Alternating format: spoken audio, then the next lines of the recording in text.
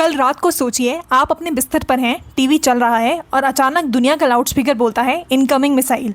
सारे lights blink करते हैं, लोग घर से बाहर भागते हैं और एक ही सिस्टम डिसाइड करता है किसको बचाना है और किसको नहीं। ये सिर्फ साईफाई नहीं, एक आइडिया था अमेरिका का, गोल्डन डोम, दुनिया को शील्ड देने वाला। लेकिन जब यूएस सोच रहा था, बीजिंग ने चुपके से इसका प्रोटोटाइप बना लिया। अब सोचिए, एक कंट्री के पास ऐसा सिस्टम है जो थाउजेंड्स ऑफ मिसाइल्स डिटेक्ट करके उड़ा दे और दूसरी कंट्री अभी तक सिर्फ फंड्स ही गिन रही है। कौन जीता? पावर शिफ्ट हो रहा है। आज की इस वीडियो में हम इसी रेस के पीछे की कहानी जानेंगे और इम्पैक्ट समझेंगे। रेडी? चलिए शुरू करते हैं।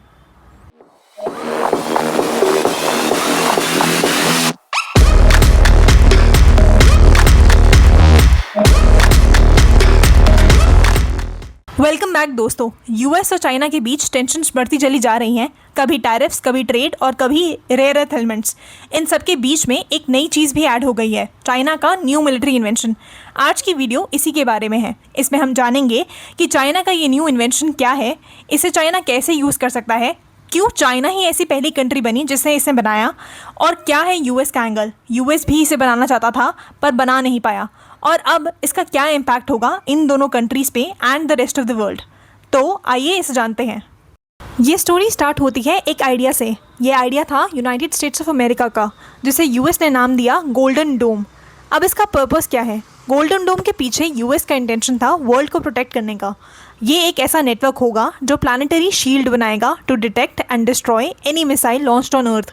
मतलब कोई भी मिसाइल कहीं से भी चली हो, अर्थ से या स्पेस से, ये उसे डिटेक्ट भी कर लेगा और डिस्ट्रॉय भी।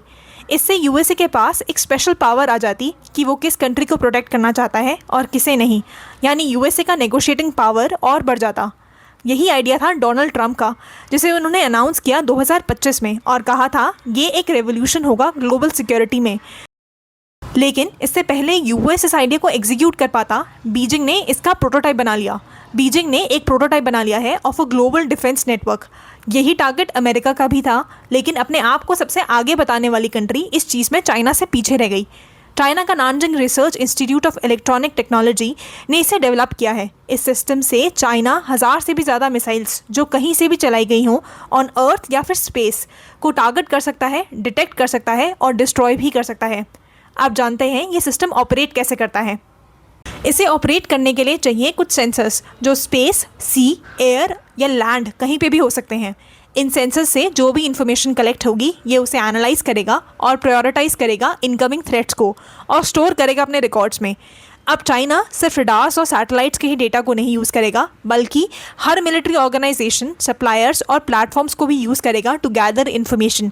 ये सारी इन्फॉर्मेशन स्टोर की जाएगी और ऐसे ही बनेगा चाइना का distributed early warning detection system. कमाल की बात तो ये है, चाइना ने इसे बनाने के लिए किसी भी न्यू रडार या सैटेलाइट को इंस्टॉल नहीं किया, बल्कि जो ऑलरेडी इंस्टॉल्ड सैटेलाइट्स थे उनके ही डेटा को एक जगह कलेक्ट किया, इन्फॉर्मेशन को सिंक्रोनाइज किया और ऐसे ही बन गया चाइना का ये new system.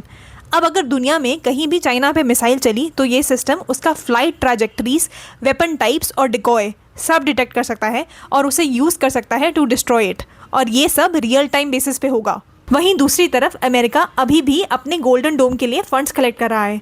Cost estimates range कर रहे हैं $140 बिलियन टू ट्रिलियंस। यूएसए के पास अभी तक इसका कोई ऑब्जेक्टिव आर्किटेक्चर भी नहीं है। किसी टाइम में अमेरिका की मोनोपोली हुआ करती थी मिसाइल डिफेंस में। अब चाइना धीरे धीरे रेस में आगे बढ़ता जा रहा है।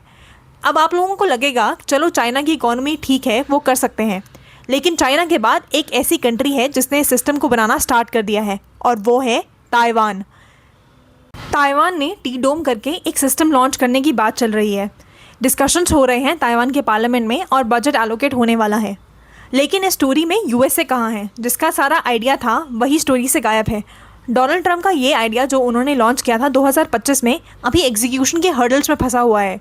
जहाँ चाइना ने एग्जिस्टिंग सैटेलाइट्स और रडार्स को यूज़ करके इस सिस्टम को डेवलप किया, वहाँ ट्रंप कह रहे हैं कि अगर ये सिस्टम बनाना है तो हमें इन्वेस्ट करने होंगे $175 बिलियन। ये पैसे चाहिए होंगे न्यू सैटेलाइट्स, रडार्स और न्यू सिस्टम इंस्टॉल करने के लिए।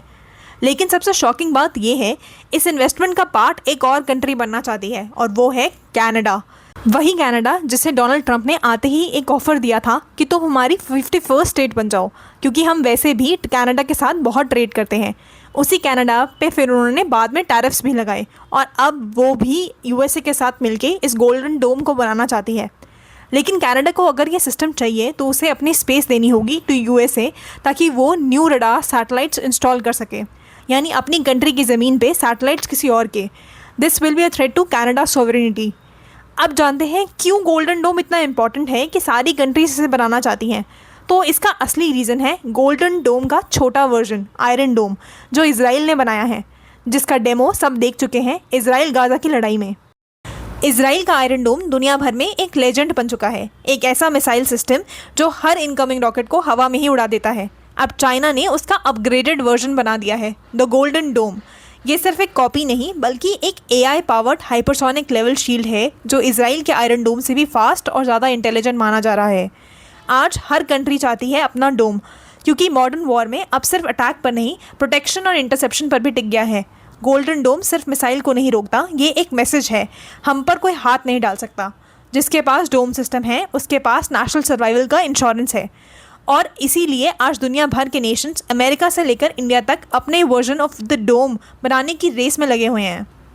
चाइना बहुत तेज़ी से क्वांटिटी बना सकता है, टैंक्स, शिप्स और ड्रोन्स का एक बड़ा स्टॉक पाइल, लेकिन क्वालिटी और रिलायबिलिटी पर अभी भी सवाल उठते हैं। कुछ सिस्टम प्रोटोटाइप लेवल पे प्रॉमिसिंग लगते हैं, लेकिन फील्ड कंडीशंस, मेंटेनेंस और रियल कॉम्पैक्ट स्ट्रेस में वो इतने इफेक्टिव नहीं निकलते जितनी लैब रिपोर्ट दिखाती है। इसीलिए एक्सपर्ट्स कहते हैं नंबर्स इंप्रेसिव हैं, पर कितने हद तक ये सिस्टम कंसिस्टेंट और बैटल रेडी रहेंगे ये अभी अनसर्टेन है। फाइनल वर्डिक्ट तभी आएगा जब रियल वॉर टेस्टिंग और लॉन्ग टर्म सस्टेनमेंट डेटा मिलेगा। तब तक के लिए ये मिक्सचर है पोटेंशियल रिस्क का। तो हाँ, चाइना ने गोल्डन डोम बनाकर दुनिया को हिला दिया है, पर जब तक बात आती है रियल कॉम्पैक्ट की तो सिर्फ चमक से काम नहीं चलता। टेक्नोलॉजी बनाई जा सकती है, पर ट्रस्ट और परफॉर्मेंस खरीदे नहीं जा सकते। आज चाइना के पास वर्ल्ड का फास्टेस्ट प्रोटोटाइप है, लेकिन कल जब मिसाइल एक्चुअली उड़ेगी तब पता चलेगा ये डोम मचाएगा या खुद गिर जाएगा। और तब तक दुनिया सिर्फ एक सवाल पूछ रही होगी, चाइना ने रेस जीती या बस टेस्टिंग ग्राउंड। तो दोस्तों, अगर आपको ये वीडियो पसंद आई हो तो इसे लाइक कीजिए, शेयर कीजिए और चैनल को सब्सक्राइब करना मत भूलना, क्योंकि दुनिया के इस पावर गेम में हर कहानी एक नया ट्विस्ट लाती है और हम उसे डिकोड करते हैं।